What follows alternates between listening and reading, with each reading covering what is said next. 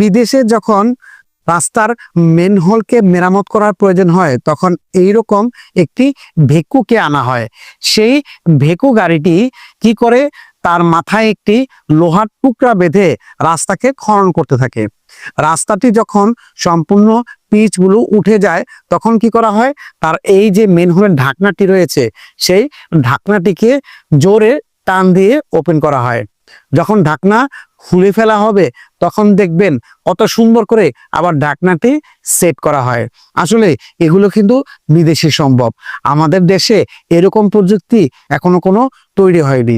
এই বিদেশের মাটিতে দেখেন, যদি কোনো ধরনের মেন হলের ঢাকনার পরিবর্তন করা হয় তাহলে কত সুন্দরভাবে তা কিন্তু পরিষ্কার করে তা আবার পরিবর্তন করা হয়। সত্যি কাজগুলো কিন্তু অনেক সুন্দর এবং পরিপাটি। আমাদের দেশেও এগুলোর প্রয়োজন, কারণ এই ধরনের কাজগুলি যদি এরকম মেশিনের সাহায্যে করা হয় তাহলে অনেক লোকের প্রয়োজন পড়ে না, আবার কাজগুলো কিন্তু খুব সুন্দর হয়ে থাকে।